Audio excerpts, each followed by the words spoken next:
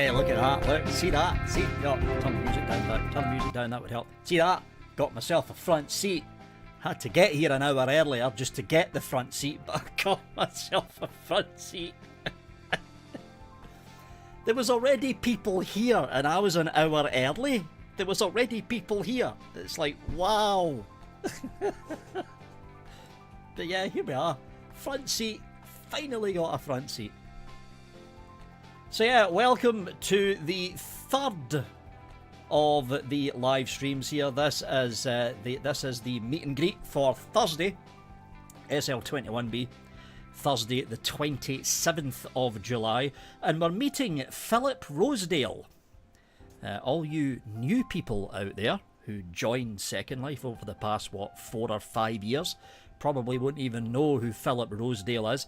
Better known as Philip Linden. He was the original founder, along with a few other people who are no longer in Linden Lab, but he was the original founder of what was Linden World, which then became Second Life after Linden World Lab. How long was Linden World open for?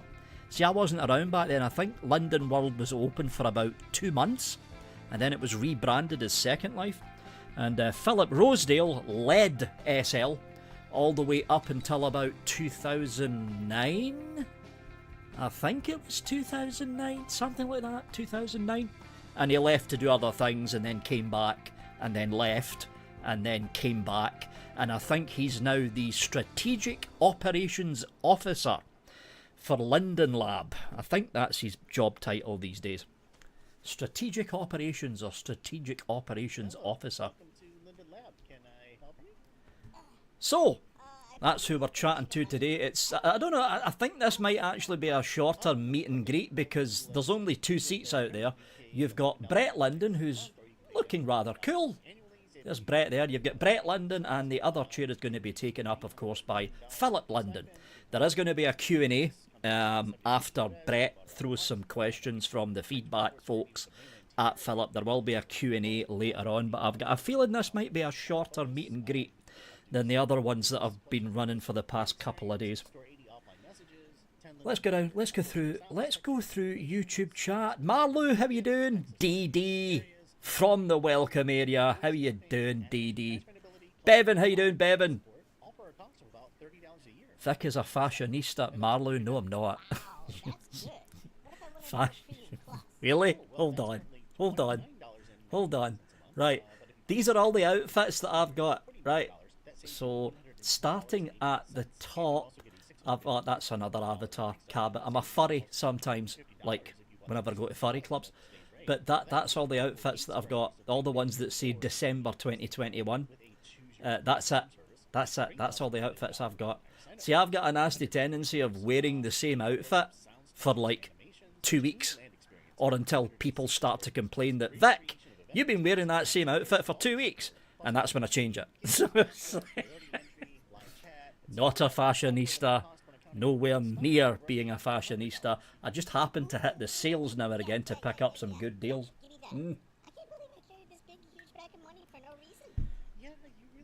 Hold on, why is Sarah shouting Vic? So let's do a blue name hunt, because we always do the blue name hunts. We've got Brett at the front. Be kind of scared if Brett wasn't here since he's the one that's hosting the interview. Where's Squeaky? Squeaky's not there. It's probably too early for Squeaky. Blue name hunt. Where's all the blue names at? Any hiding over here? Nope. Oh, there's one. We've got... Oh, that's the wrong one. There he is. We've got Derek. Derek's with a tablet. So all you people that are doing the Bellis area, I think it's Bellis area doing it. All you people that's doing the Bellis area stamp collecting thing. There you go. You've got Derek there with his tablet. Ah, there's Ancient. I think everyone's got those tablets now. There's Ancient Mole out with his tablet if you're doing the Bellis area stamp thing. Another blue name. You've got It's a Mole. Another blue name beside Itza. There is A Lotta Mole. That's a good name, that. A Lotta Mole's got his Bellis area stamp collection floating above his head. Not a lot of blue names. Mind you, we are half an hour away from the thing actually starting, but there's usually a lot more blue names than this for the last two. Any others? Oh, there's one. In fact, there's a whole bunch of them. Star Mole, Spiffy Mole, Izzy Linden, who's a cloud and not loaded in. You've got Jester. Anyone else at the front? Nope. Let's go at the back. One of the Governance Lindens, that's Governance 13. You've got Missy, who's taking a break. She normally hosts these.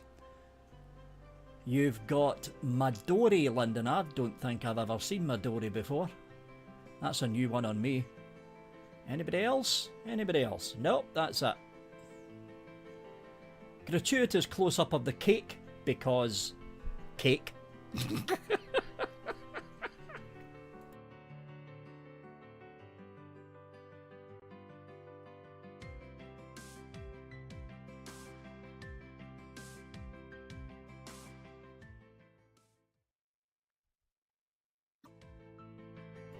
There, that's enough of the cake. Moving on.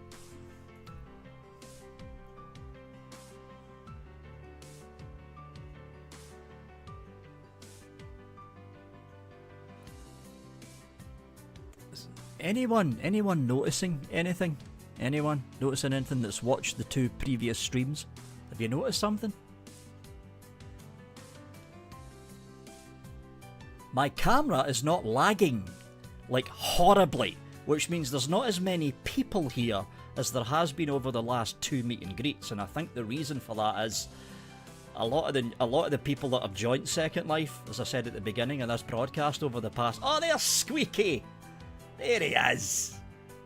Super cute. But yeah, a lot of the people that's joined Second Life over the past 5 or 6 years, they won't have a clue who Philip Linden is. They simply won't have a clue. A lot of the old timers like myself and most of you in chat will remember the days when Philip Rosedale was running Linden Lab. But for the people that joined after Philip left, they won't have a clue who Philip is. It's probably why there's not quite as many people here in the crowd.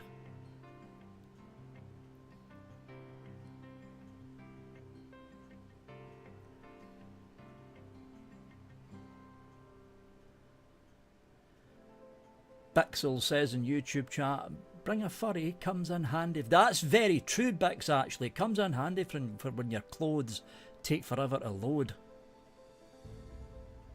And Amok says most all of them have a tablet. See, this, I mean, I remember when the stamp thing from Belissaria first started, and I thought, that's a cool idea. I had no idea that it became as popular as it did. There's like, it's literally hordes of people that hordes of people that run around trying to get these stamps. You seen it, I think it was the first meet and greet, not so much the one that I done yesterday, but the first one, the opening meet and greet. There was literally hordes of people running around following each other, collecting all these stamps, and I'm like, yeah, you people are addicted, without being addicted or without saying you're addicted. Mind you, it's a bit like the whole Linden bear thing. I never really got into the Linden bear thing. I think I've got a Torley Linden bear buried somewhere in my inventory, and that's basically it. Anyone remember Torley Linden? The whole watermelon thing? I loved Torley. Torley was awesome.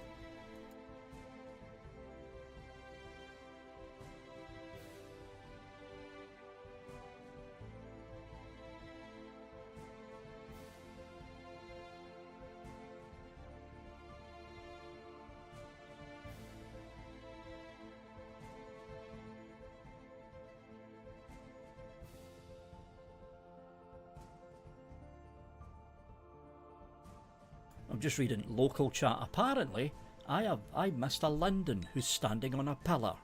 What? Oh, right, there we are. There we are. There we are. That's not a Linden. Who's the Linden standing on the pillar? We're going blue name hunting again, folks. Apparently, there's a Linden standing on a pillar somewhere. I need to find this Linden.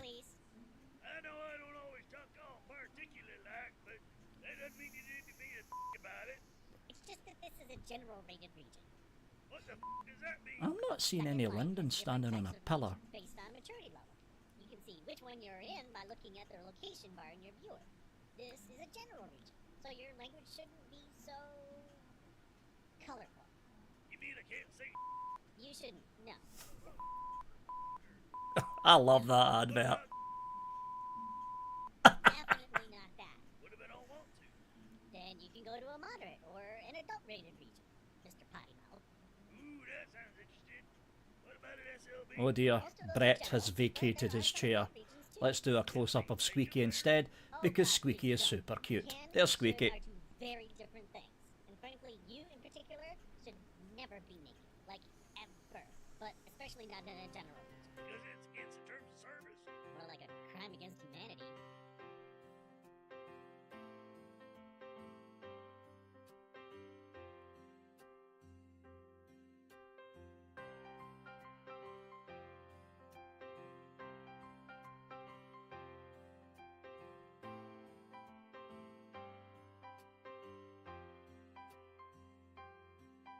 You would probably get banned, Stephen. Just hazarding a guess here.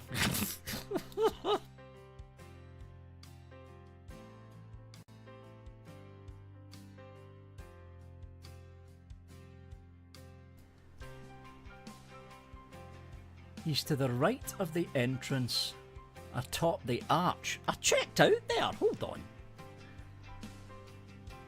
I am not having a Linden dodge the blue name search. Hold on.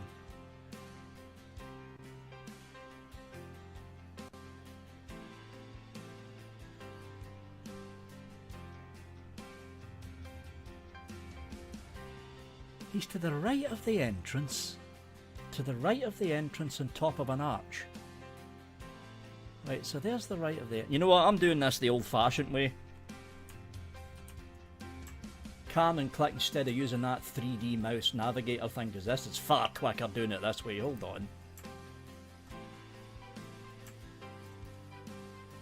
I'm not seeing him. Oh, wait a minute. There we go. Ah! Abner. Abner Mole trying to dodge the blue name search. Yeah, big thanks by the way to Amok for pointing out where he is. Yeah, I see you. I see you, Abner. I see you with your cool hairstyle. I see you. Oh, there's Tara. Tara's doing the same thing. Right, let's bring the cam back and switch on the 3D navigator again. There we go. So for the people that are wondering how I'm doing this with the camera without point and click, 3D Space Navigator. That's what I'm using. It's by 3D Connection. That's Connexion, and it's the Space Mouse Compact. That's what I'm using to get the sliding and moving camera effects that I'm doing here.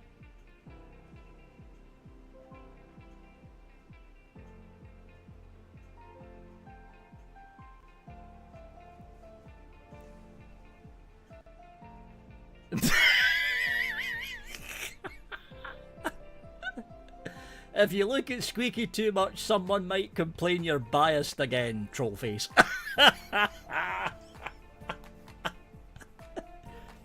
Squeaky does have a super cute avatar though, you've got to admit. I mean, some of the avatars the Lindens use are quite frankly scary.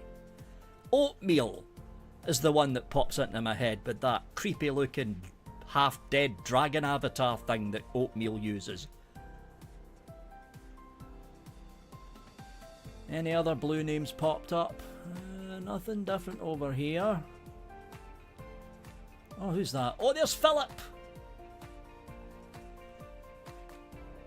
Seriously? Seriously? He basically hasn't changed his avatar all that much from when he was the CEO. Look at him! He's like...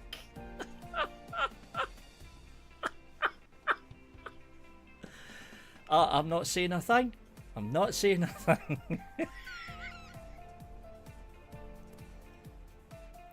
Somebody should offer to take Philip out on a makeover. Just saying. Just saying. One of you fashionista bloggers that are going to be watching the replay of this, because I know some of you are going to be watching the replay. So one of you should offer to take Philip out on a little shopping trip. Little shopping trip.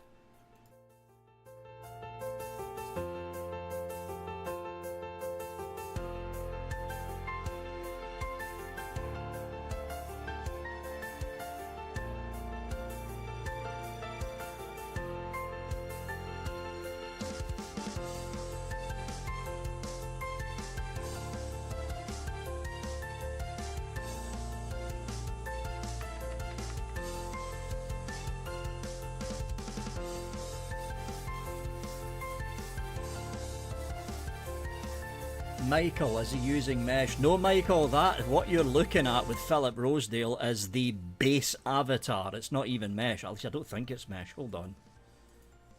No, I can't select the body and I can't select the head. He's using a base Ruth avatar. Just with a really up-to-date skin. That's what he's doing. Base avatar with an up-to-date skin.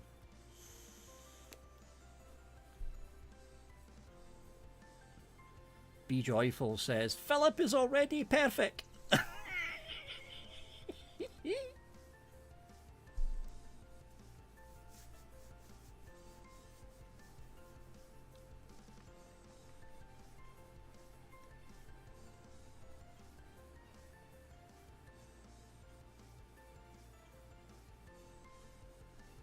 Another gratuitous shot of Squeaky Mole before we have a final blue name check. See if any latecomers have arrived. Oh, there's Kira. Kira with the waggling elf ears. So you've got Kira, we have got Viola, we have got Moonstruck Mole. Still got Derek down there with the cool little dragon avatar. Ancient Moles at the back. Oh, this camera's moving nice and fast. See, this is what happens when there's under a... Well, how many people's here? Hold on. 34, 61, 5, and I can't see that number. There's under 150, I'm guessing. So the camera's actually able to move a lot more quicker now. It's them all. Any blue names on the chairs? Nope. Still got a lot up, and moving the camera up, we've still got Abner, who tried to dodge the blue name check by sitting on one of the pillars. Community exhibition is always looking to showcase communities who put the light in second life. Our goal is to connect new and old residents with communities just like yours. Space is limited, but all who apply will be given... There's Massey, taking a break from the proceedings. We've got Midori. And we've got Star, Spiffy, Izzy and Jester. And I think that's it. Yeah, that looks like it.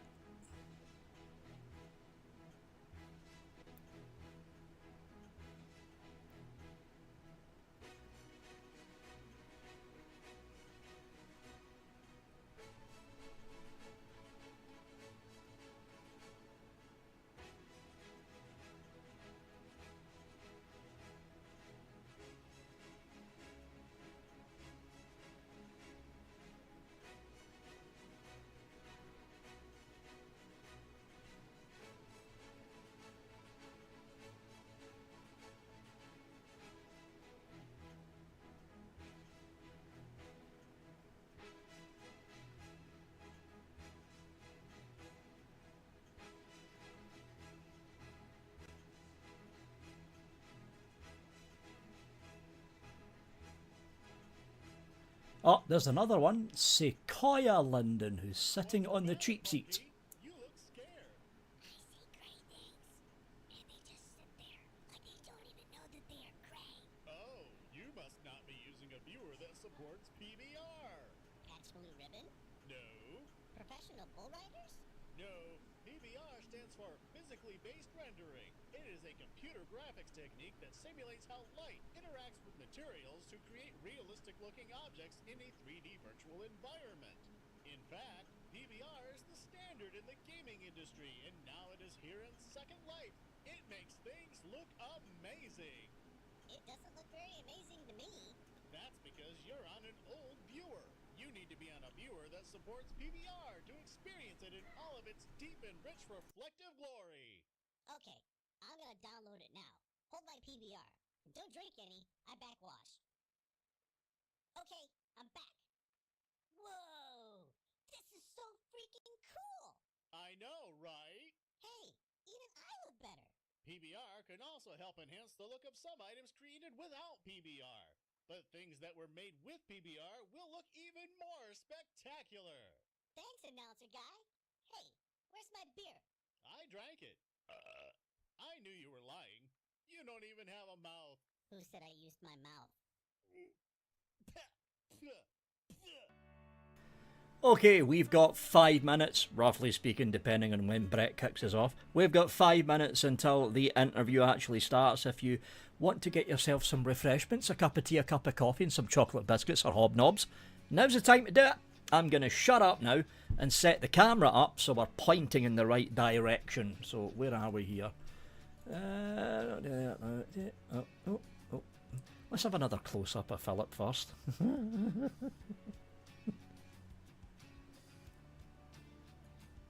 It's like we're looking into Second Life's past before Mesh. Before One Lights, for that matter. In fact, when did Mesh bodies hit the grid? It would have been when Mesh actually hit the grid, so you're looking at what? When did Mesh arrive? 2012? Was it 2012? 2013? Something like that? So what you're looking at here is a pre-Mesh avatar, just with a slightly updated skin. But yeah, there's Philip. This is like Ellen, but with more lag. Stephen.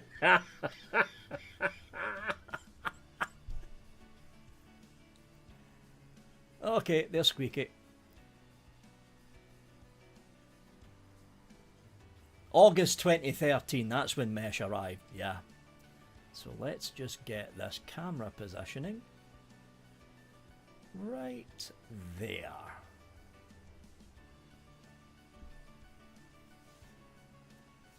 There we go, that should do it. Right, I'm going to shut up now, and we'll just sit back and wait for the proceedings to start.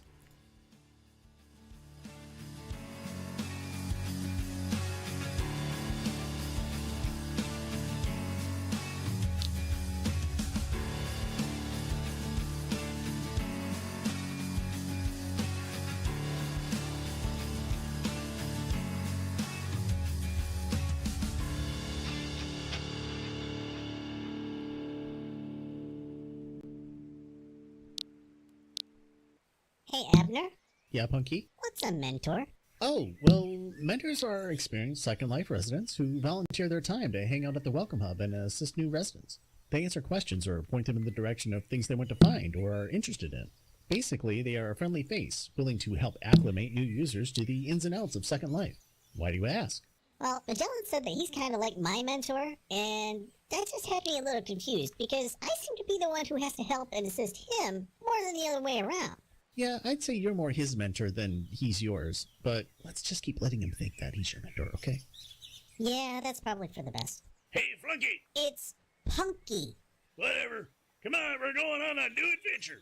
I'm coming. Have fun! We know flooding the grid this time, please. Not a chance. I found something new and incredible called bling particles. Oh, great. Help me. Oh no, you're on your own with this one.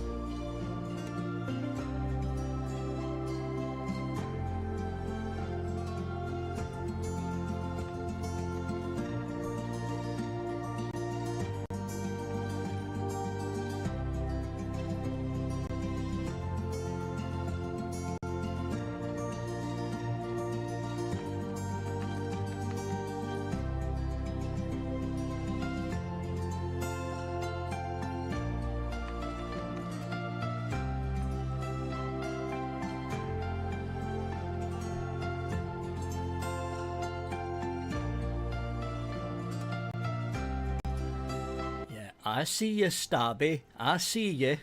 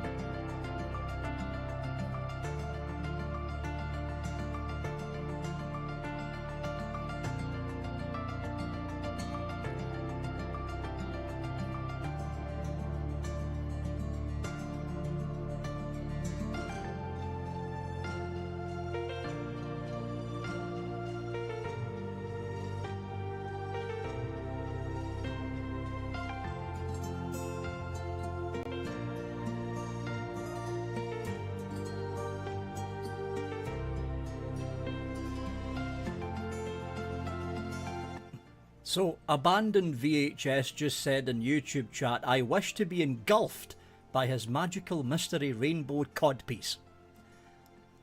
I'll leave that image in everyone's mind as the interview's about to begin in a couple of minutes.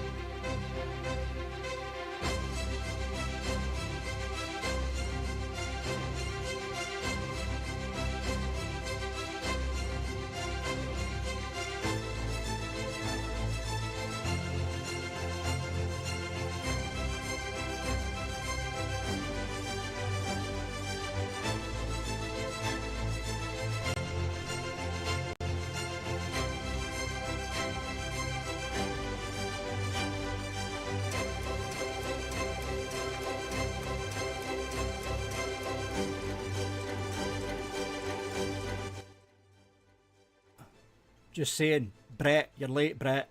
If Missy was hosting, she wouldn't have been late. Just saying.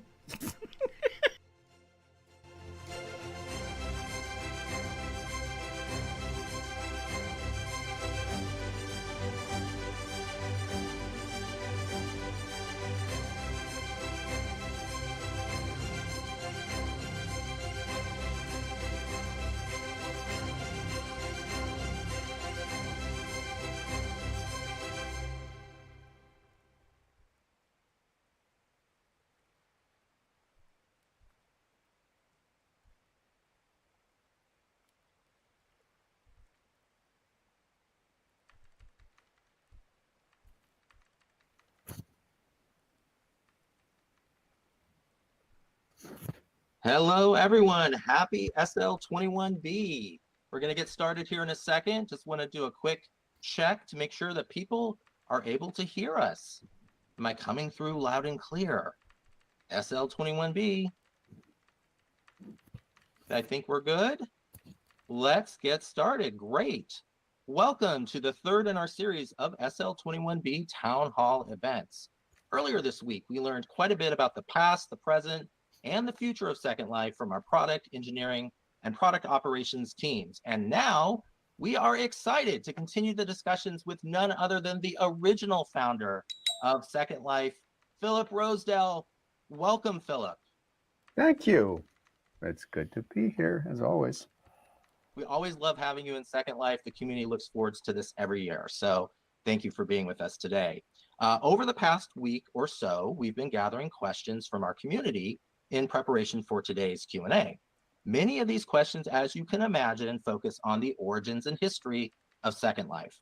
But there were also quite a few inquiries about your perspective about many of the current developments going on in the tech industry, things like AI, extended reality, and digital currencies.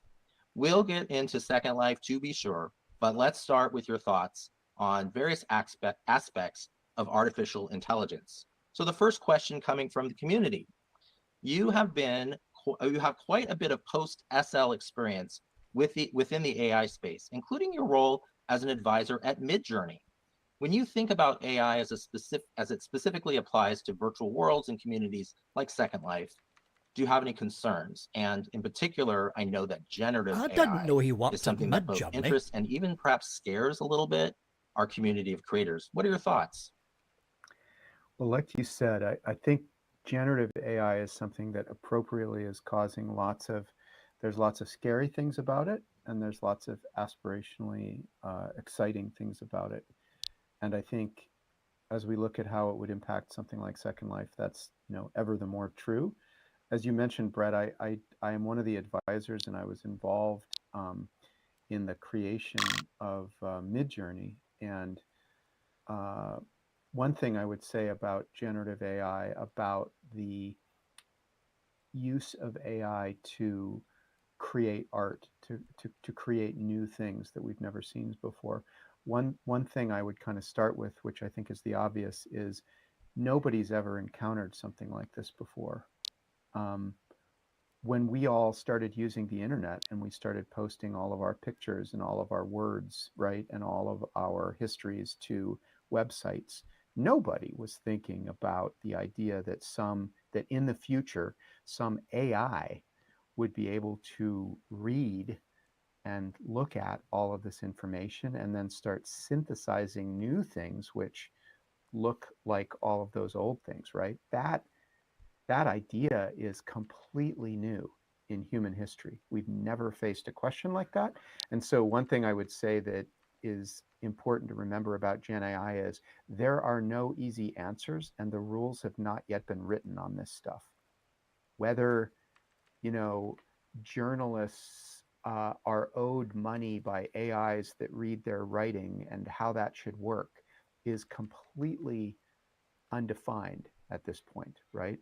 um, when AIs are able to make three-dimensional objects like the things surrounding us here in Second Life, as they soon will be able to do, what does that mean about things? And there's so many big arguments on each side, like, of course, as human beings, we feel an appropriate degree of uh, ownership or pride about the things we create.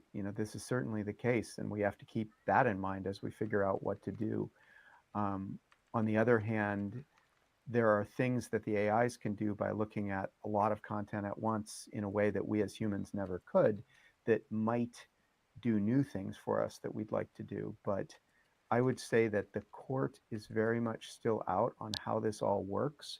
I can't speak for everybody in generative AI, but for the people I know, like David, who runs Midjourney, I think many of the people I know are very respectful of what a complicated, difficult moment this is, and how we need to find out the answers to all these things. And I think Second Life is one of the places where I hope, like so many other things historically, I hope Second Life can be a, a, a discussion point and a terrarium and an experimental tapestry for learning how some of this stuff is going to go. And I guess the last thing I would say is, as we all know, Second Life being as open as it is one of those weird cases where there's a degree of stuff that we can do as, well, I should say there's a certain set of stuff that Linden Lab can do as, the company that's responsible most largely for publishing the software that runs Second Life. But there's also going to be a lot of stuff that is going to happen regardless of what we want to do, or for that matter, what anybody wants to do, because, part of what makes Second Life compelling is the fact that it's so substantially open. So um, these are tricky issues, and I'm seeing a lot of text here. Maybe we can circle back at the end and talk more about this stuff. Yeah, it's funny while you're talking, I've been looking at the chat locally, and it's funny, it's so polarizing. I see somebody saying, very concerned, to which somebody responded immediately thereafter, very unconcerned. So it's just Right. interesting to see the conversation going on. I know our creators are watching this space closely, everything from eager to experiment to very nervous about what it could do for our existing economy and or, also things like attribution, of course, for artists and so forth that may or may not have trained the One of models, the all those things, right? Yeah, I see somebody talking about Midjourney having the choice to train the AI and using artists' work without permissions. It's even more complicated than that because, for example, does Getty Images own the work that's been posted to Getty Images, as an example? And the answer is most certainly no. Things are posted to, for example, sites like Getty Images all the time, which are uh, maybe things that Getty Images can or even does resell, but not necessarily things where the original artist can even convey that interest. Thinking back, as to many people here, we've got so many artists in Second Life, Warhol painting pictures from photographs or pictures of Campbell's soup cans. He was a great explorer on this undetermined frontier around who should own collectively and individually what elements of artwork. So I think the thing that's interesting about AI is we've just started a big and interesting conversation as a society about how this all should work. I don't think anybody knows how it's going to net out. I think it's very interesting. I think there's a tremendous risk that big companies gain an unhealthy degree of control over all this stuff. I think I would agree with, I bet, a lot of people here in saying that. We do have to be mindful, not just in AI, also in social media, also in politics, of whether we really want to delegate the things that we're delegating to these big companies or take some of those things back for ourselves. So with that said, my next question you sort of started to tap into, but we'll go deeper. What's your overall take on all that's happening with AI, the good, the bad, the unknown? I mean, having heard what you've just said, really in your own take on it, are you optimistic or pessimistic about our AI future? Well, I have said many times that technology is neither good nor bad. I am not a person who believes that we must just press the gas pedal all the way down to the floor and welcome our robot overlords and hope that they treat us as good pets. Um, that is a ridiculously utopian and uh, just nonsensical view of things. On the other hand, I don't think that technology is similarly. I don't think that technology is a uniform evil, and that we should all retreat back to an earlier time where there were no cities, no cars, and no cell phones. So I think the answer lies somewhere in between. The long-term potential for AI contains many fascinating explorations and discoveries. I mean, I can't wait to be able to talk to a living thing that was not, uh, born of a human parent. I think the excitement about being able to do that, and of course we're almost in the middle of it right now, and we're certainly going to be doing it in a couple of years. Uh, there's a fascination to that is unbelievable. I think most of the near-term risks of AI relate to its use, its misuse by corporations. I think that's the big concern that I have, and then state actors as well. But I think misuse of AI by corporations or nation states is the thing that is very hard to predict. There is tremendous risk for us as a species and a society there, and we've got to get through it. So in the long term, I think there's a lot of excitement to think about. In the short term, to be insensitive to the tactical risks would be very foolish. There's tremendous short-term risk in all this stuff. We're going to circle back to AI probably as part of our continuing conversation here. But I want to sort of pivot a bit to share with the community a little bit about what you've been up to. There's a lot that you've been doing post SL, and you continue to be involved in SL. But I don't think a lot of people are familiar with your latest venture, in Reality Lab. Can you tell us a little bit about what that is and what the mission is? Sure. Well, In Reality Lab is a very, very informal group of people working together, both kind of co-working and then working on a bunch of projects in my new lab in San Francisco. I've been doing that for about a year. And broadly speaking, what I'm trying to do there is look at opportunities to build technology that, one, draws on many of the things that we've already learned in Second Life, which has dominated so much of my career thus far and has therefore informed me the most, and are also ways that we can use technology to help people come together, trust each other, communicate, create connections, build communities, and do all the positive things that we have seen happen already in places like Second Life. I think because of Second Life, think of Second Life as like an alternative timeline, right? Doesn't it feel that way for a lot of people here? It's almost like Second Life and Facebook started at about the same time. And so you can kind of look at this like timeline that, of course, many people here have lived very substantially in, that suggests sort of where the internet could have gone in a lot of ways. Like what community formation and living together and loving together and working together could have become. I think Second Life looks like kind of an alternative timeline on that. And then social media, by and large, over the last 20 years, has defined what actually did happen.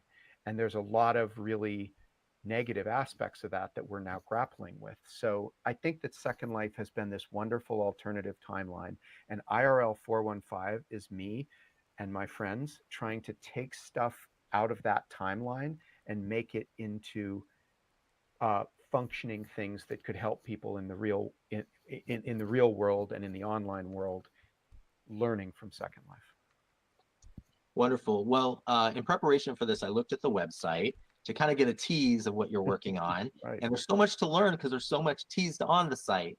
So maybe we can drill down a little bit to the degree that you can share publicly some of the things you're working on that might shed a little bit more light on things.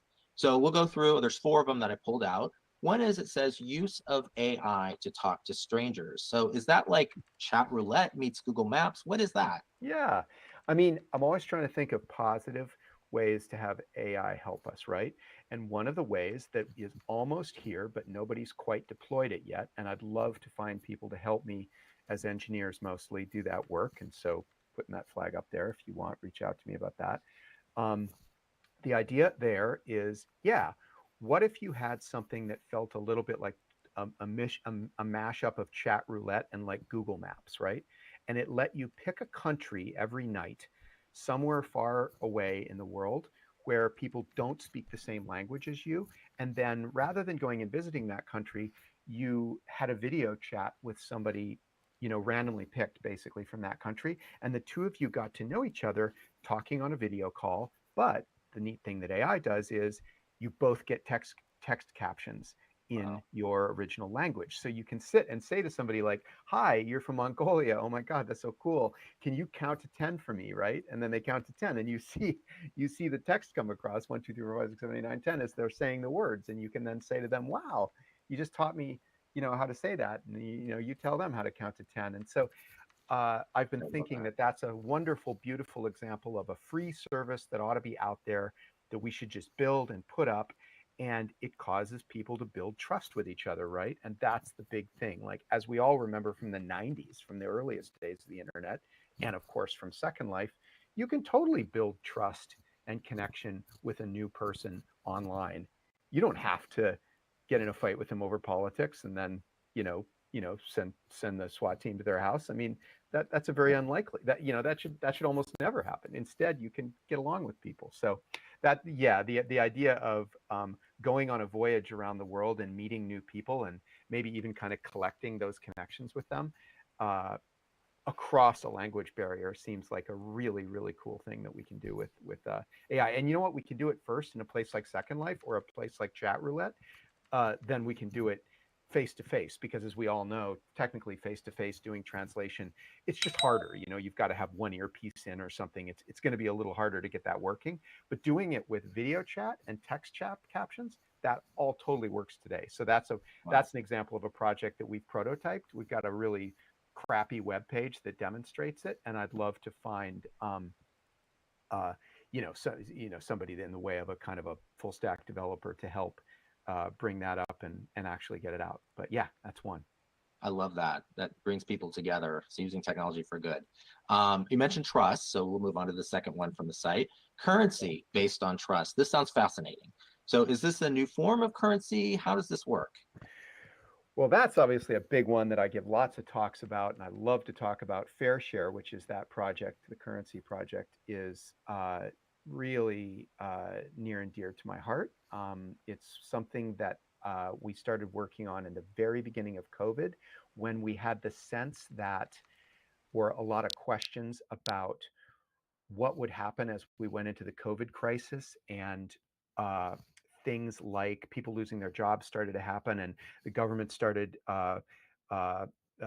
doing various things to try to help people out, and then banks started loaning more money, and so there's all these questions about that. But we did a bunch of experiments with Fair Share, and basically what Fair Share is if you imagine what would happen tomorrow if the dollar really did just suddenly go away, right? Like, oh my God, what would happen if the US dollar just kind of disappeared? If we woke up tomorrow and there weren't any banks or something like that, right? There'd be a lot of good in that, by the way. There'd be a lot of good. But what would we actually do? So the question is, would we all just get like a Bitcoin wallet and start buying groceries with Bitcoin? Well, and we don't have time to explain this. I don't have time to explain this all right now, but of course, people who have grown up in Second Life kind of know this too. We wouldn't actually start using Bitcoin, which isn't really so much like saying that Bitcoin is terrible. Bitcoin would definitely have a use in that world without the dollar. But what we would actually do is we would start creating local currencies. Local currencies, in many ways, a little bit like the Linden dollar, where they are distributed and managed by the communities in a way that's different from Bitcoin.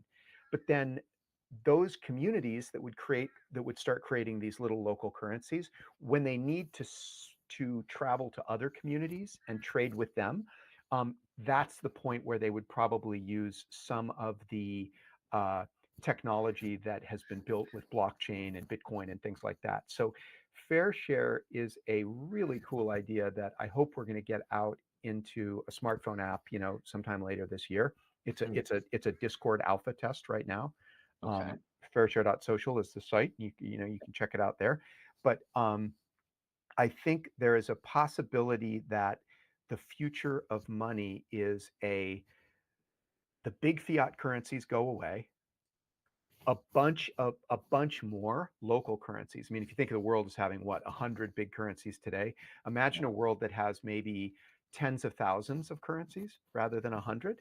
And then there is some really nice protocol work that's done to enable all of those currencies to be managed locally, but then swapped with other currencies. It's a really big idea, and one that I think is going to be potentially a really nice tool for fighting inequality and providing people with support from their communities in a way that is really difficult to do today with something like dollars.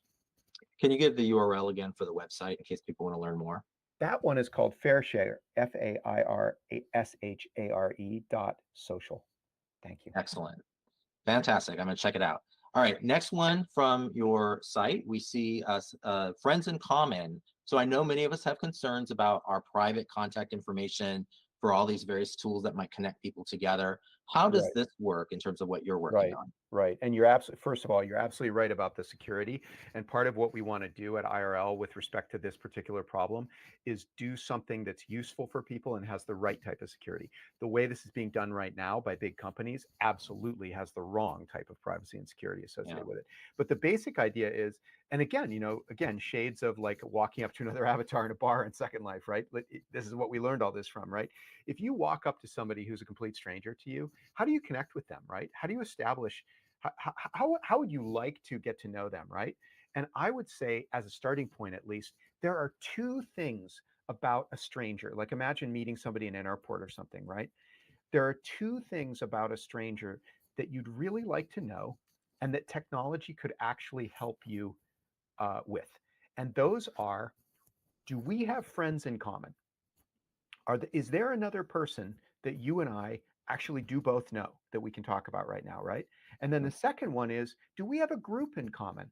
Like, oh my God, we both went to the following university, or we are both alumni of the following program, or we are both members of some secret society, that we didn't know each other were in, right? So the idea of connecting with somebody better and establishing trust is often leveraged by establishing friends in common and establishing affiliations or groups that you both share. You can do that technologically with a smartphone in a way that does not involve any centralized servers and does not create any risk of stalking or identifying you. I know that sounds weird, but for the people in the audience that are like crypto fans, yes, there is technology, there is peer-to-peer technology, there is cryptographic technology that makes what I just said doable with zero risk of digital exhaust that would put you in any kind of risk. So I should be able to walk up to somebody in an airport and it should say, hey, Brett Linden is a common friend of the two of you. And we can both say, oh, cool, fantastic. How do you know Brett? And so again, this is an example of something our phones should be doing, but are not right now, or they're doing it in a way that is not worth using because of the violations to our privacy. But this stuff can work. And that new Apple thing where you kind of touch your phones together and they have sex and then they exchange contacts now. I'm sure people in the audience have all tried that. I mean, it's a delightful experience, right? It's like a digital handshake, sort of. Yeah, it's like exact, well put.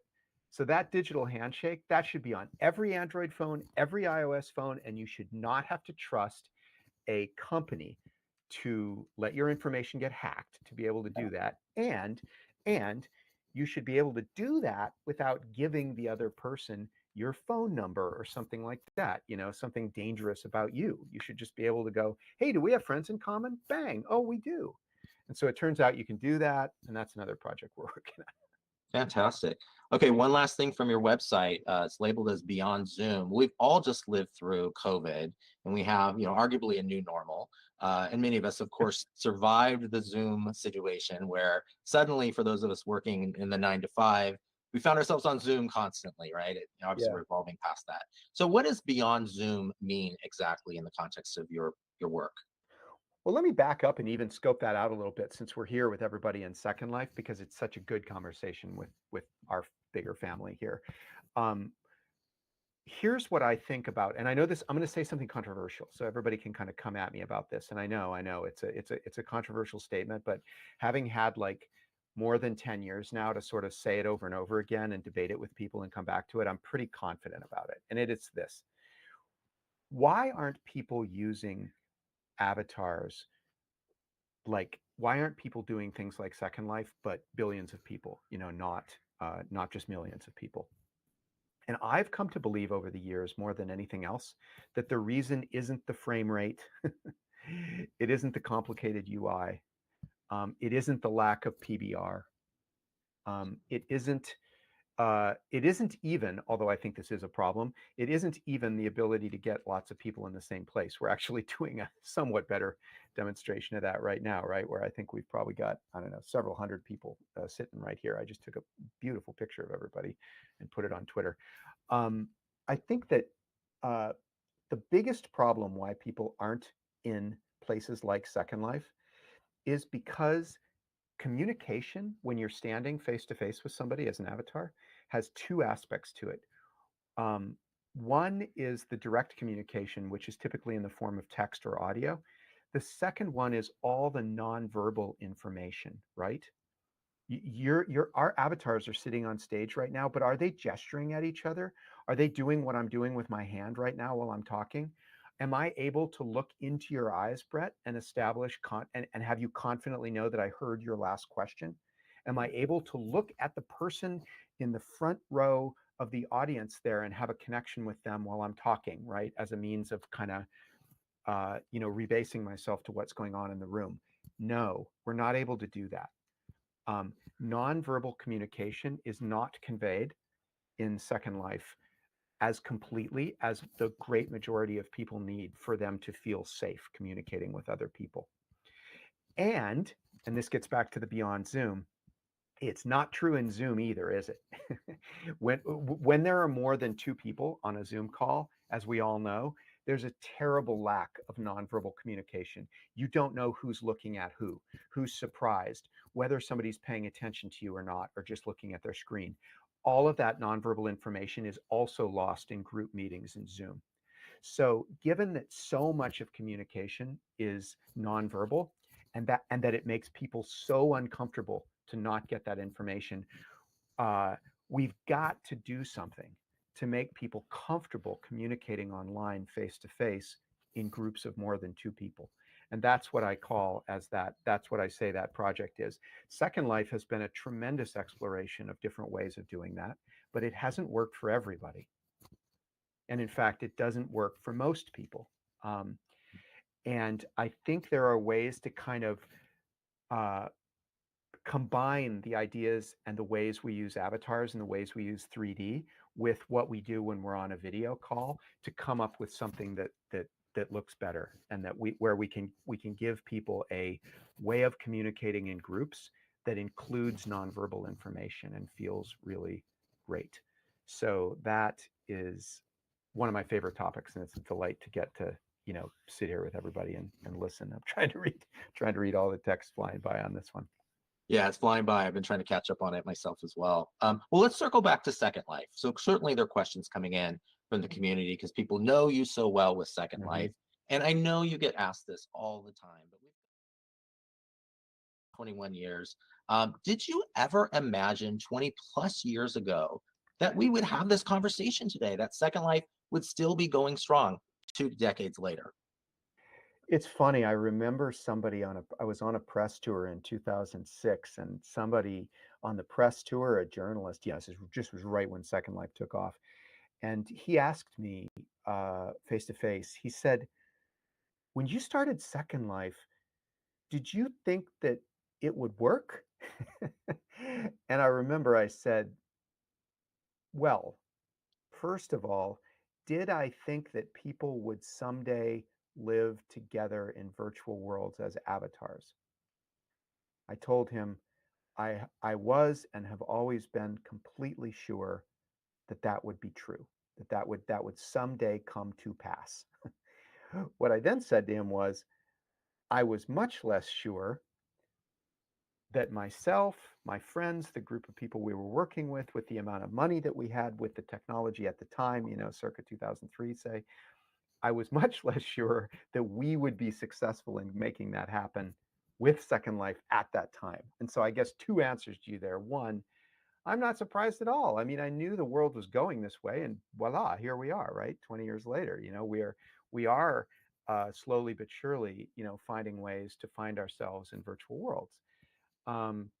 That said, it's been a long road, and the technology to enable it has been very difficult. And in many ways, I feel like it's humbling to have spent my entire career, pretty much, but between High Fidelity and Second Life, on trying to make avatars work for everyone and failing in a lot of ways. And I think that's, ask me on a different day how I feel about it, right? Some days it's frustrating, and some days it's humbling, and some days it's kind of inspiring, and some days it's sad. I don't know. Well, hopefully we'll have at least another 21 years and more than that with Second Life. We had a pretty important milestone this week, Philip. I'm sure you've been following the news with our mobile app, and it's been in development, stop and start over the years, but we really kicked into high gear with development over the past couple of years. And I think it was just a day or two ago that we actually put it officially on the both the Apple and Android stores. It is still in beta. It's still got a long way to go. It is currently for Premium and Premium Plus, but will soon be available to everybody. Curious if you've had a chance to check it out yet, and what are your thoughts about the mobile app? And also, what, if anything, do you think is important about mobile in terms of the future for Second Life? Well, I have had a chance to check it out. I was on it just like a half an hour ago testing. I think I chatted. I don't know if they're here. I remember running around a few months ago, actually, with a very early build, and actually running into a couple and hanging out in their place and chatting with them with the mobile test flight viewer, and it was so much fun. Without question, we've got to bring Second Life onto mobile from so many different potential directions, right? As a way of people just taking, as a way of people that are already in Second Life just using mobile in a reasonable way, the way they do with the way they use mobile for banking and communication and so many other things in our lives right now. I think there's a harder question, which is, can the experience of being in a virtual world like this be translated onto the little black mirror? I think that's hard, right? But we are doing some nice work on that. I mean, I think the progress looks pretty good. I've been using it. I'm trying to get my direct messages coming in, kind of helping, debug that with the team. But it feels like it's working. It's obviously not widely enough available yet, so that it can really get out there. But I'm super excited to see it come into that first public beta. Yeah, we're eager to get it open to everybody, and that will come soon. We haven't announced the date yet, but we're working as fast as we can to make it available for everybody. Like I said, if you're Premium or Premium Plus and you're in the audience, you can actually check it out right now, and everyone else will have access to it shortly as well. So stay tuned for that. We get a lot of questions, Philip, asking about your current affiliation. Obviously, people know you as the founder of Linden Lab and sort of the forefather of Second Life, et cetera. But really, they want to know: are you still involved? And if so, what is your capacity? Maybe you can kind of clear the air a little bit about what your current role is, and do you still log in regularly to Second Life, even if it's on the download through an alt? Well, I must say that I have had a couple of I guess what we'd call alt accounts, although I think one of my alt accounts is called Philip Rosedale, so I don't know if that's very alty. But you're not going to fool anybody with that. Yeah, exactly. It's not going to subterfuge is not going to work too well there. It's funny. I've never used alt accounts. I could imagine doing it in the future. I think I should, in a way, because it would give me a view of the world that would be very peaceful and original. And I don't know why I haven't done that yet. I do go in world as myself, Philip Linden, from time to time, and I enjoy that. I sometimes take people on tours. I'll have a friend over or something, and I'll want to show them what Second Life is like, and so I'll take them on a little tour. So I do log in, but not as much as I would like to. I've got my P Squared Island people we sometimes do events on. We had a nice discussion regarding fair share and basic income and Bitcoin and stuff the other day. That was a lot of fun, actually. We had a nice full crowd on my island to do that. So yeah, I still am. And then with respect to my role, Brett, I am the founder, obviously, but more recently, I am an advisor to the company, and I regularly have conversations with different teams about things like trying out the mobile viewer, for example, or my thoughts on how AI and Second Life might interact. So I have a small amount of advisory work that I do with the team.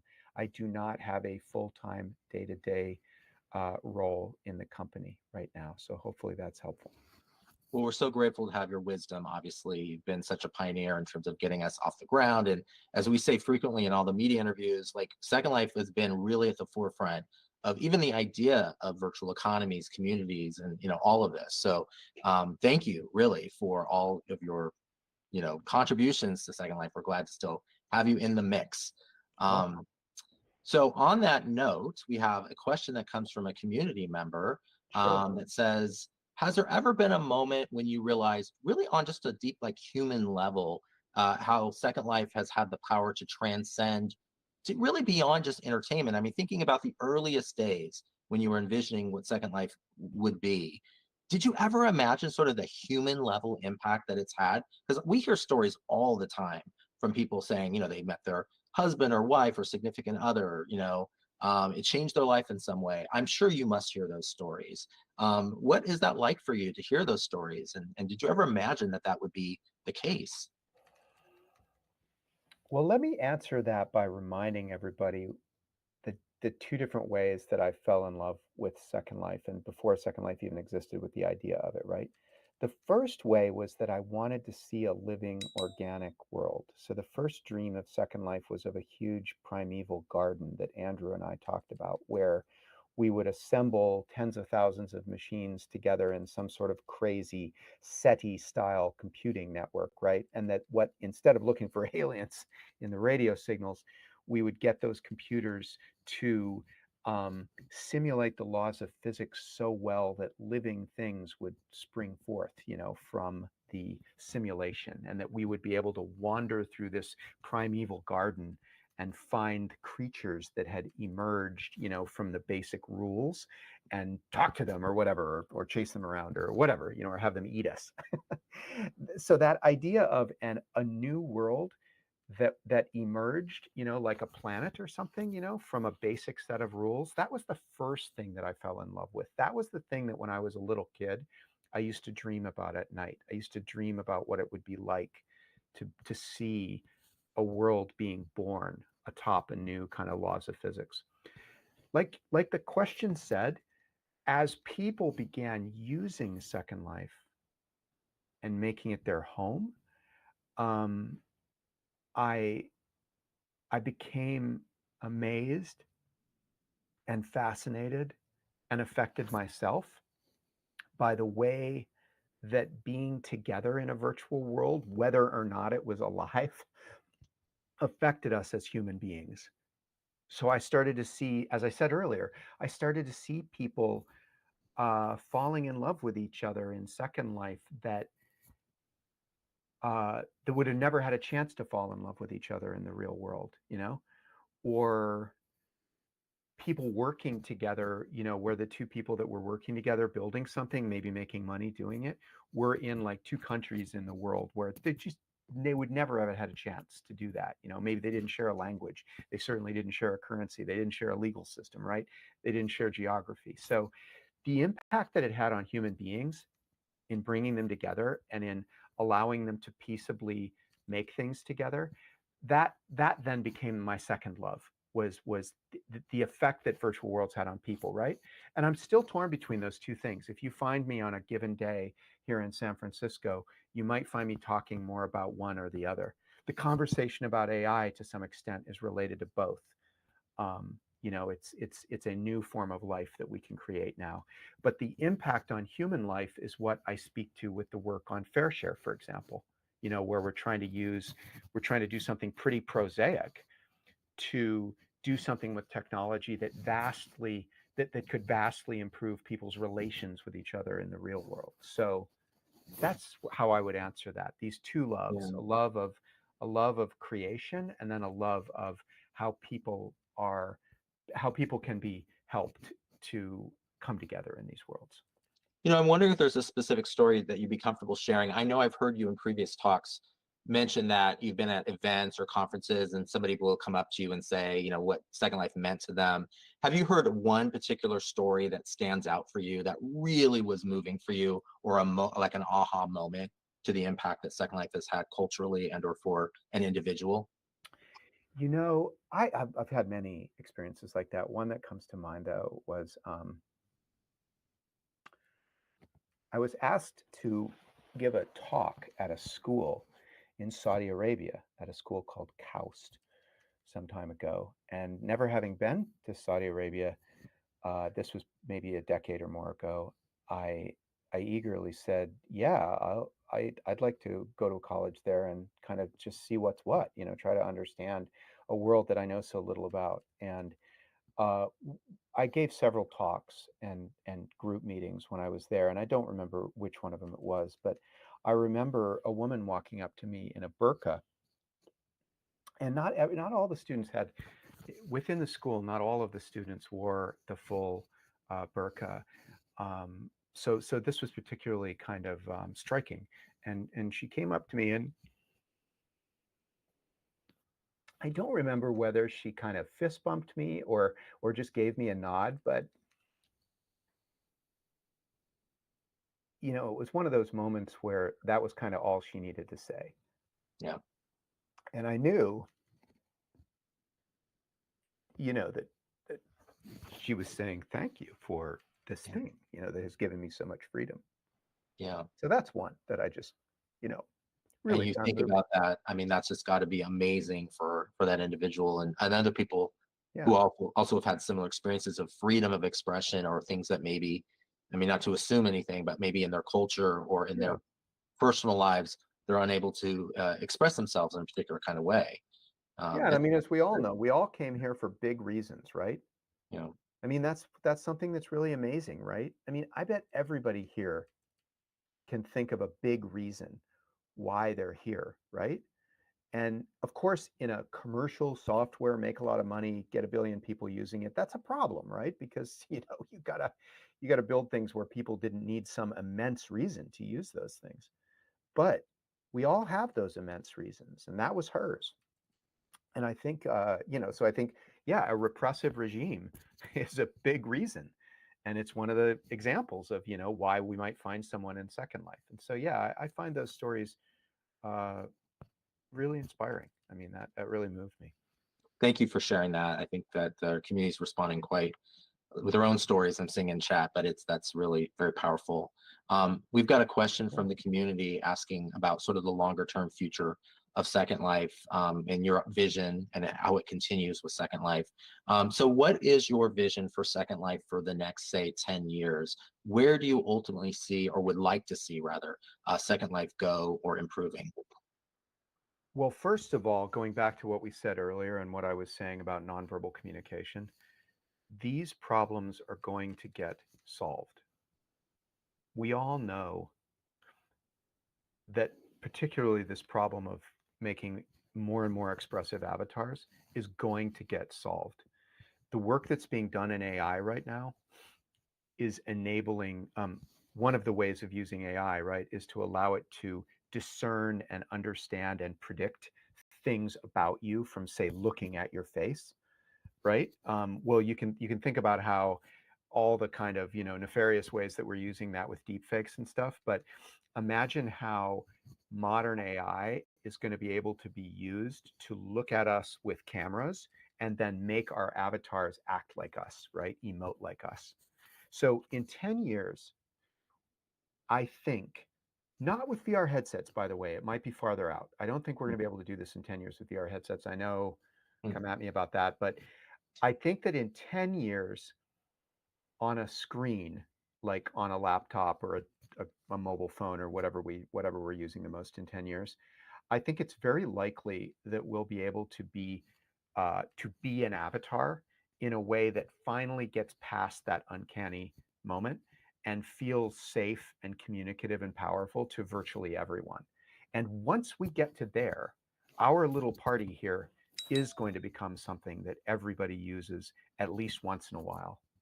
By the way, as I've gotten older and wiser, I don't think you should necessarily, everyone, should dive into virtual worlds to the exclusion of the real world. I don't think that's true. I think a younger me probably thought that was a little bit true or kind of hoped it was. But I think that everybody will make use of virtual worlds at least a little in another 10 years. And that is going to be a really exciting thing to see happen. And when it does, hopefully it's something that we're a big part of. But we're all going to know. I mean, that's going to be pretty exciting, right? I mean, I think a lot of people here in the audience, and myself included, thought that would happen in the like 2011, 12 timeframe, right? We thought it would happen like really soon. We thought that things like Second Life worked well enough to get everybody in here, but they didn't, and they don't yet. But I do think that's going to happen. So in 10 years, I would say the real dream of a whole, rich, general purpose online world that Second Life has been telling the story of for so long is going to be something that is one way or another going to become a, everyone kind of a phenomena. Okay. I saw somebody wrote soon TM. I love it. Yes, totally.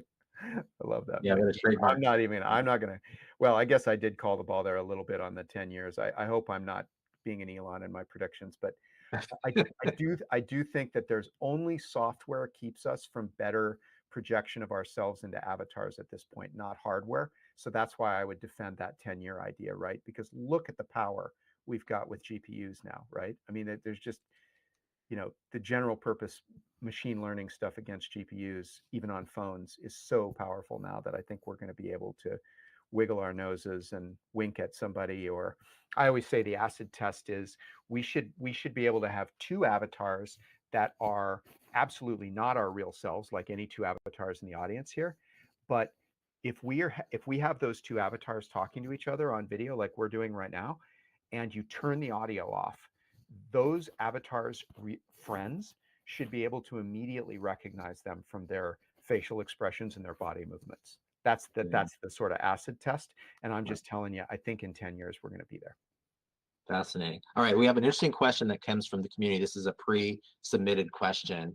It's a question about your vision for virtual property rights.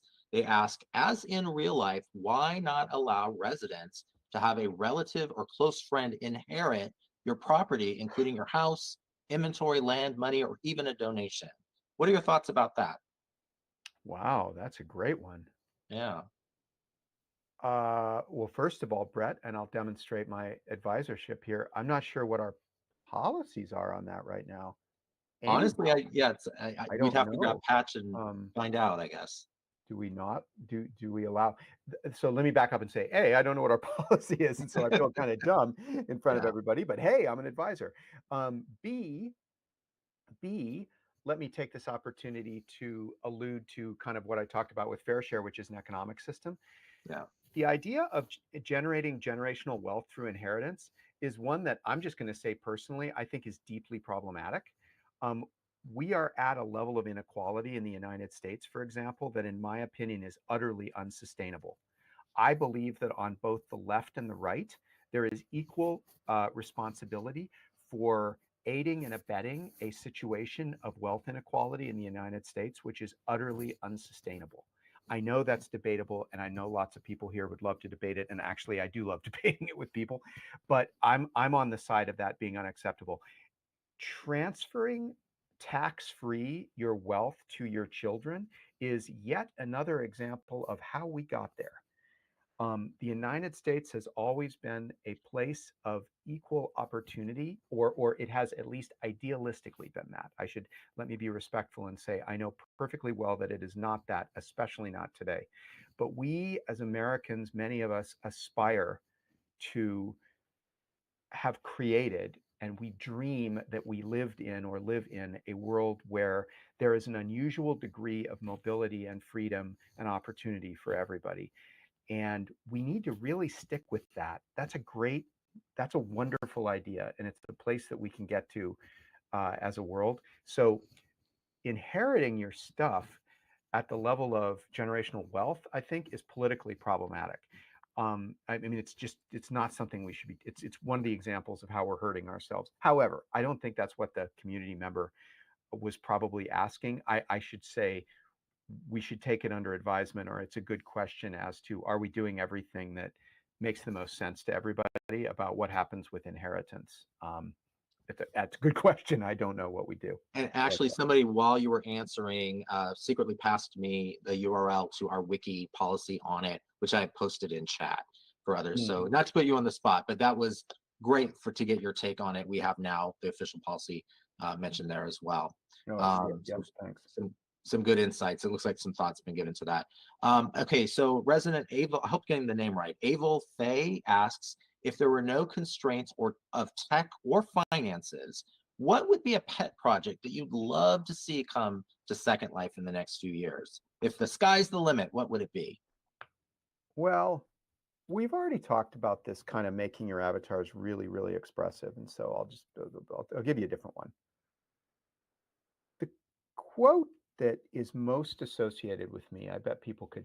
I would ask people type in the chat what the quote was that what's the number one Philip Linden quote, right? And then I think the number one quote, we'll see if people are typing here, but the number one quote that I think has been associated with me is, quote, "I'm not building a game, I'm building a new country," end quote.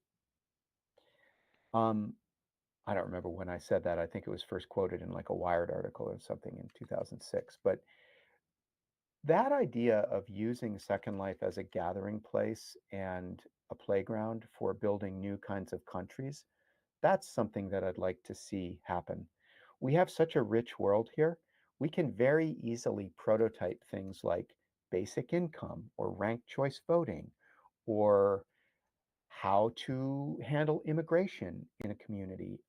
There are so many things that we can do in a virtual world and provide proof and exploration and research on what we should do with our own real world systems. And I'd like to go back to that. I'd like to see, my pet project would be to see Second Life genuinely be useful in prototyping new types of nation states.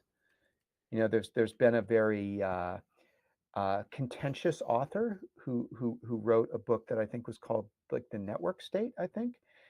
And that's a very polarizing book because I think it starts with a stack of ideas, but then it makes some kind of assumptions on top of that stack that many of us, myself included, do not agree with in terms of what the purpose or outcomes would be.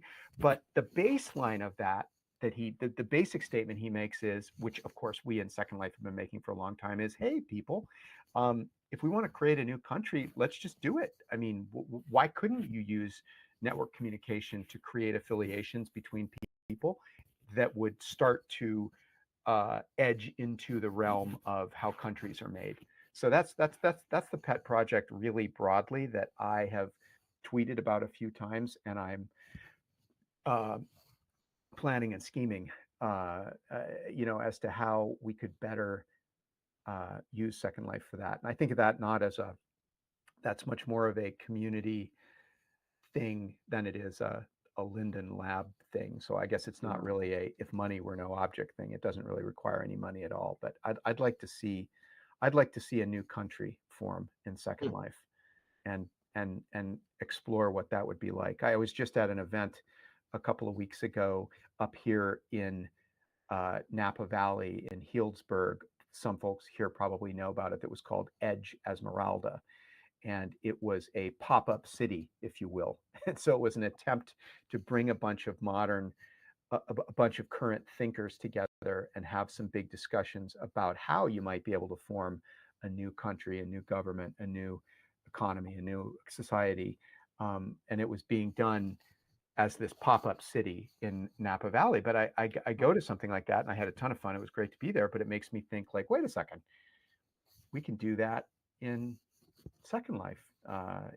We could start a new country in Second Life. Why don't we? Okay, well, that's an example. We've covered a lot of your sort of entrepreneurial past and ambitions for Second Life and even beyond and outside of Second Life. Are there any other areas we've not covered yet that you're still interested in exploring and want to share with the audience? Things that might be areas that we've not discussed yet. We've talked about AI and all sorts of things. What else is on your mind as far as areas that you'd like to explore or are actively exploring? I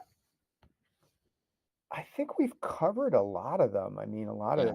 My problem is always, as an individual, is just I try to work on too many things. I know there's so many people in the audience that are creative like I am and know that feeling, but my problem is getting excited about too many ideas at once and then not giving any of them enough of my time. So I think it's always trying to focus. Gosh, as you get older too, it just gets that focusing problem actually gets worse, not better. Sorry, folks.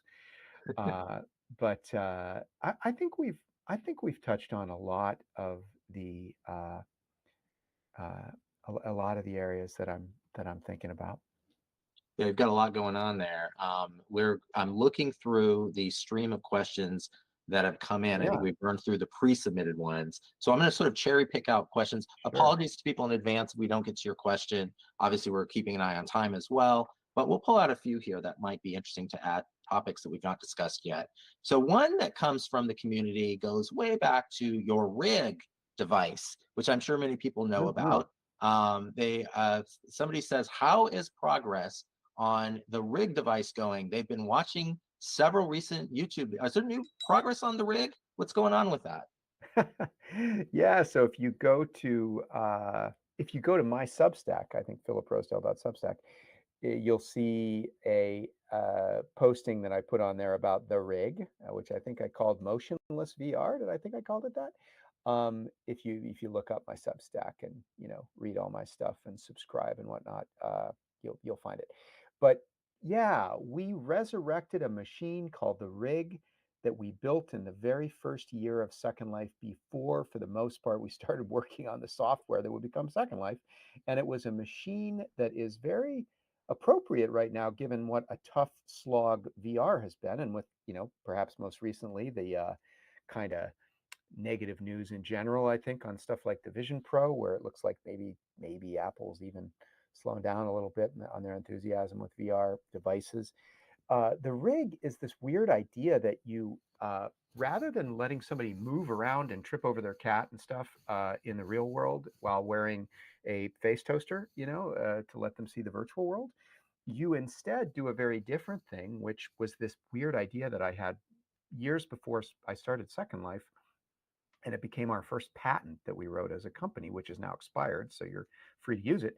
But it was this idea that rather than putting people in a headset, what if we immobilized people? What if we actually had you kind of hold on to, or sort of bolted you into something that basically didn't let you move, kind of held you still, God forbid, not like Malcolm in Clockwork Orange, but what if you were sort of resting against a machine that didn't let you move, and then when you tried to, say, turn your head to the left and right or lift your arm up, the force that you put on this machine that you're kind of laying on was detected and used to move your view or your avatar's arm in exactly that way. So it's this very unusual idea that if we immobilize you completely, we might be able to free you to become an avatar. And of course, for example, for people that are disabled, that might be especially compelling, because it might be something that's accessible to them that traditional VR hard devices wouldn't be.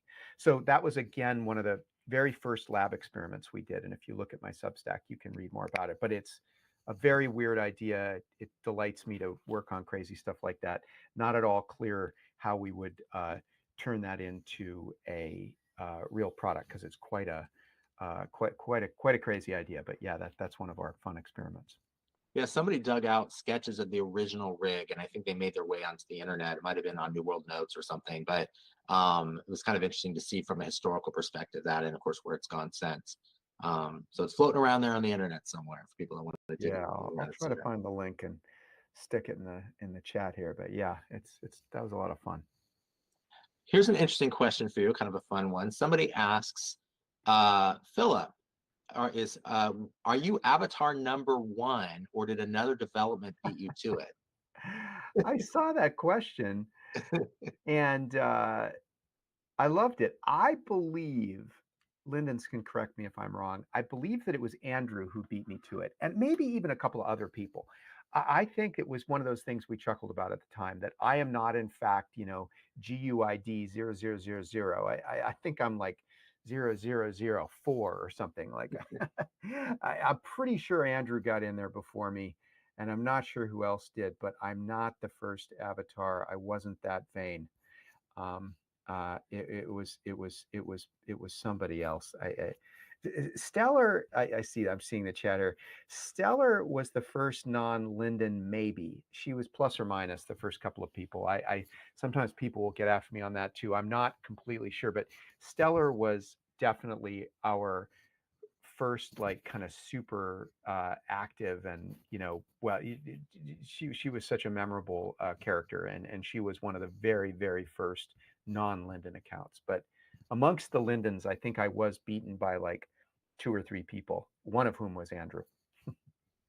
Fantastic. All right, so here's an interesting question someone asked. I'm sort of editorializing the original wording, though. Somebody is referencing the fact that we've had brands from a historical perspective. I remember the early days of Second Life, where Second Life was on the cover of magazines. It was on The Office and CSI, and brands came in and then they left. And then we did a little bit with the metaverse hype cycle. We just did a Motown thing a year ago. So I'm curious from your perspective, having seen it all, the ups and the downs of it. Where do you think the role is for brands and or entertainment companies in the metaverse, or for Second Life specifically, or as a whole? Do you think that that's a waste of time, or that there is actually value there if done right? What are your thoughts as you see all these things happening? Yeah, like you said, it's been really interesting to watch brands and personal creativity, or brands and individuals sort of interact in all these other virtual worlds as well.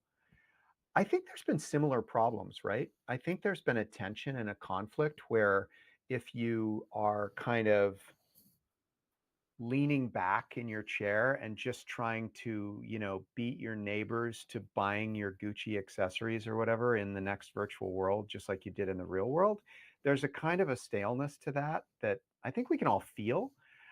So I think what's happened with brands has reiterated some of the same tensions that we saw in the early days of Second Life as well, which is not to say that there's not room for everything. There is, but I'm going to just, again, to be controversial and to just take a side and not be wishy-washy about it. I still think you have to start with individual, you have to dramatically and substantially start with the new things that we all create together as individuals before you get to brands. That's my take on it. And I'm just going to say I don't think any compelling, useful, positive virtual world could be built entirely around existing brands. I think that's just going to be a very bland fail, and also potentially harmful. The overreach of brands and copyright holders and stuff which has been written, far more eloquently than myself by folks like Cory Doctorow, for example, who, by the way, was here for a book signing a few months back. I'm sure others here saw that. I was there. I was a total fanboy moment. I was like, I can't believe I'm sitting next to Cory Doctorow. But Yeah, he's done the book club that we've had. Drax does that, and yep, he's got some great authors in too. It's great, yeah. And I've gotten a chance to spend a little more time with he and his co-author on Choke Point Capitalism. But he's just he's an amazing thinker who's really got his finger on some of the things that we've just got to all be thinking about right now. But anyway, yeah, brands are, they're part of the tapestry of creativity that we exhibit as a species, and so they belong there in that regard. But I don't think they should be primal, and I don't think they should be preferred. So Vic Mornington asks, if you could go back to the transition from Linden World to Second Life and change just one thing, what would you change and why? Huh. Yeah, Linden World was a tiny little village, it was a little town square. It was so cool looking. It was incredibly quaint. It felt like, Andy Griffith or something compared to the beautiful amazingness of Second Life that came after it. I don't, I don't think I would do anything that differently. What I would say in answer to that though was, how many people here remember the tax revolt? There's probably Oh my there's got to be goodness. still a couple of people here. You're going to go there, Philip, huh? I think Prokopy's out there. I think there are people out there in the audience that remember the tax revolt. But by the way, if anybody has links or images from that time, please send them to me or send them to Brett. I can't find some of that stuff. But I bring that up because creating a balance creating a balance in the system that helped people create content in respect for the resources that were available on a server in an area, et cetera, was something that we totally screwed up how we did it. And it was my fault. I think I actually probably wrote a bunch of that code back then, which was this idea of the tax revolt, for those who don't know, which is just a ton of fun, was that we were giving everybody Linden dollars, just like we do today. But then what we did was whatever stuff you had built and put down on the ground, we basically taxed you on every week.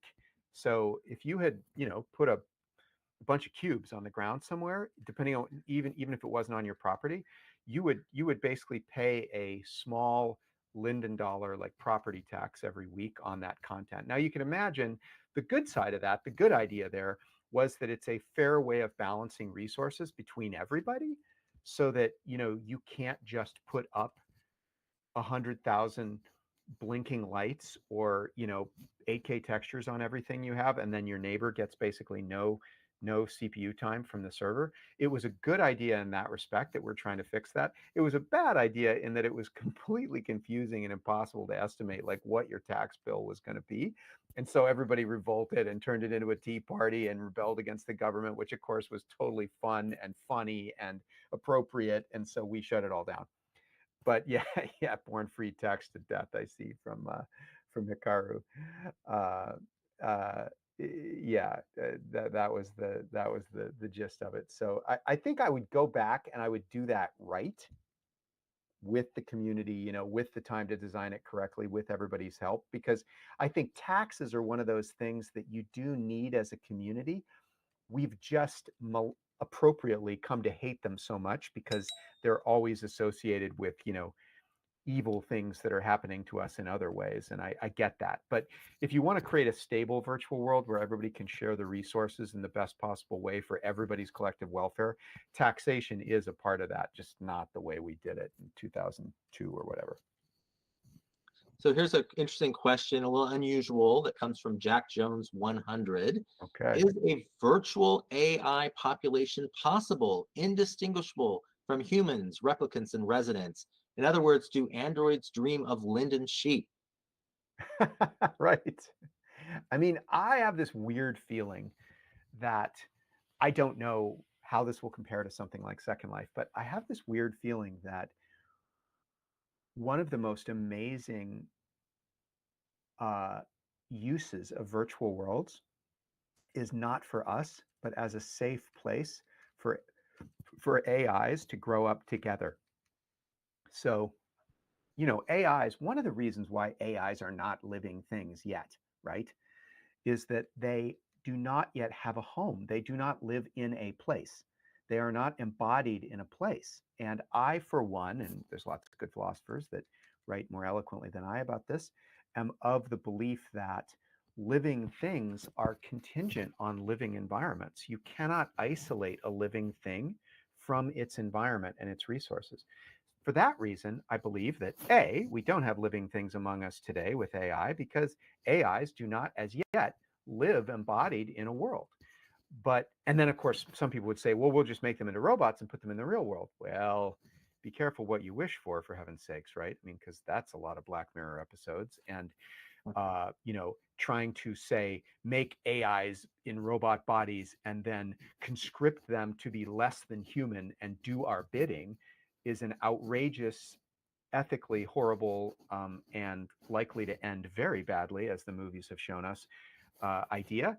Instead, what we ought to be doing is not putting AIs into robot bodies, but putting AIs into a place like Second Life where they can live and enjoy safety and security and a separation from us as human beings on their own there. So yes, I think there's a future for AIs in virtual worlds. I don't know to what extent we're part of that future.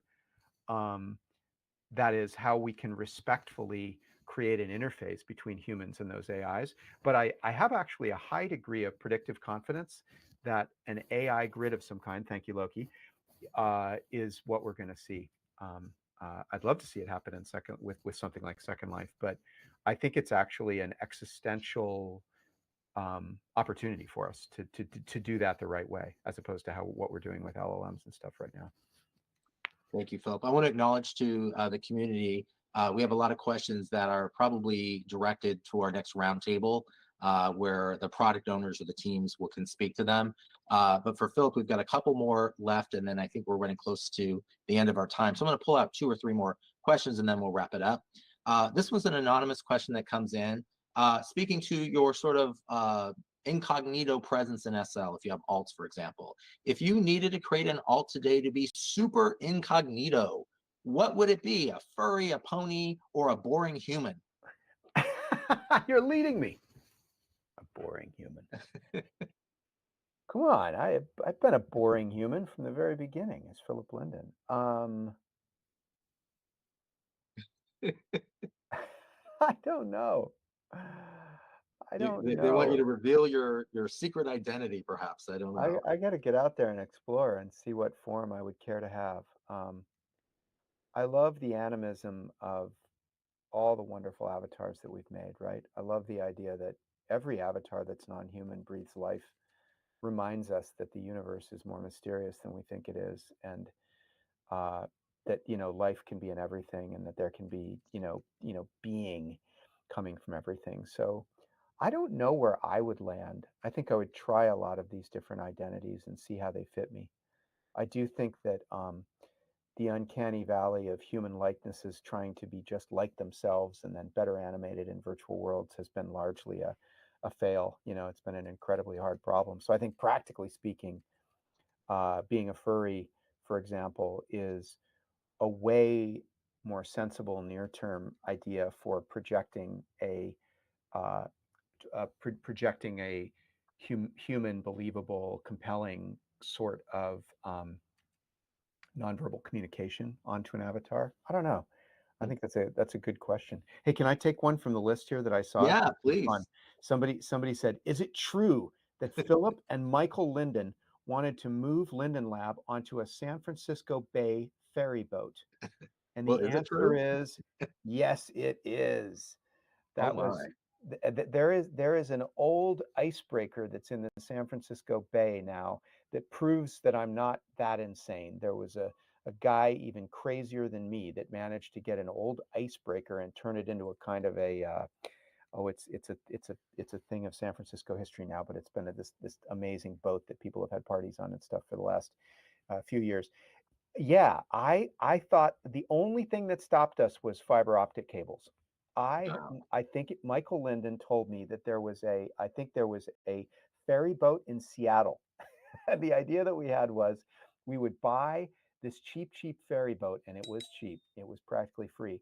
And the only thing we had to do was get that sucker down to the Bay Area, by way of water, which, that may well have been probably the end of the first few ferry boats if we had tried it. But our idea was to get this old Seattle ferry boat, bring it down into the San Francisco Bay, tie it up to one of the harbors, and then move the whole office into the boat. And the thing that made it not viable was the idea of well, but I should back up and say at that time we owned all our own servers. So we were we were imagining having the servers on the boat as well, right? Wow.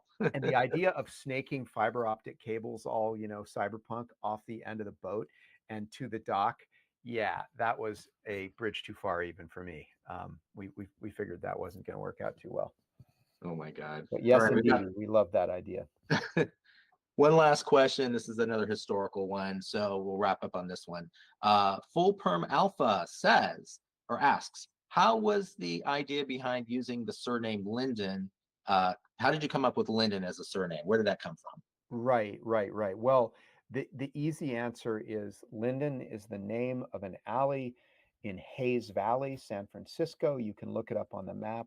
The original uh, the original address of Linden Lab was 333 Linden Alley, or it's Linden Street. Thank you.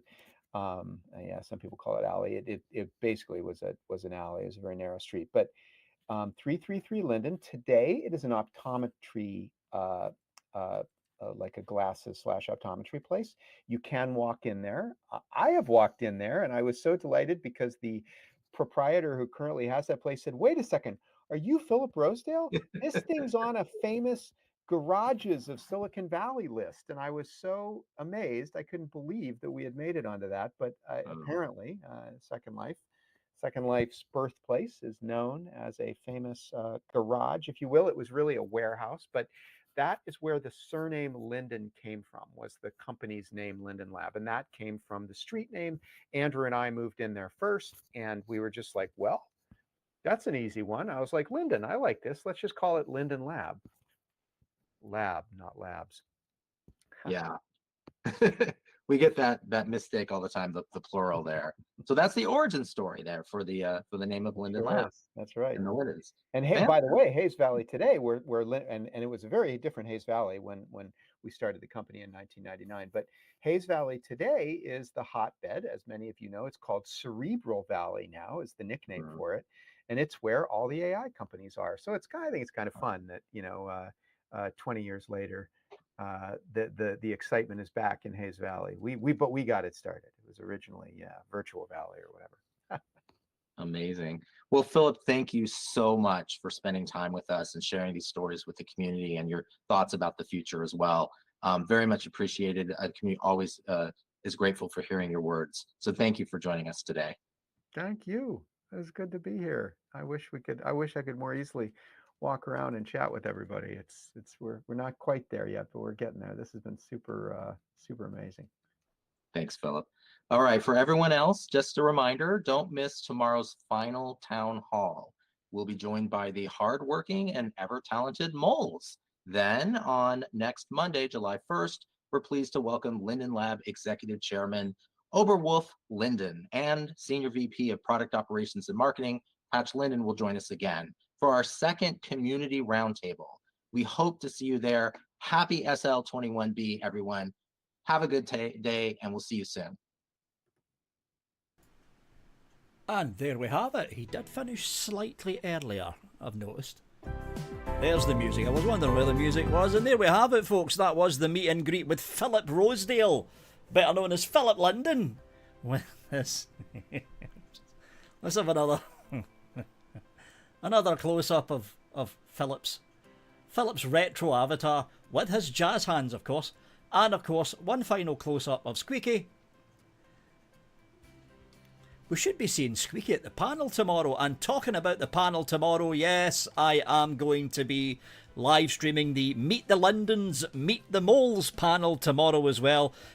Live stream should be kicking off at the usual time, 1 o'clock in the afternoon, second live time. That's when it'll be kicking off. And I think the final live stream for SL21B Meets is going to be with Oberwolf, who's one of the CEOs that Brett just mentioned in the chat. Yeah, that's it from me, folks.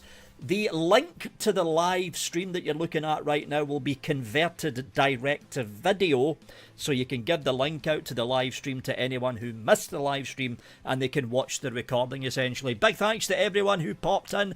Don't forget to hit that subscribe button, folks. Big red button below the video. Hit it. You'll be notified of any videos that I pop up. I usually do destination guide tours and helpful videos, mainly directed towards male avatars rather than female avatars, obviously, because, hey, I'm a male avatar. Anyway, that's it from me, folks. I hope everyone has a good time, and I will see you all tomorrow.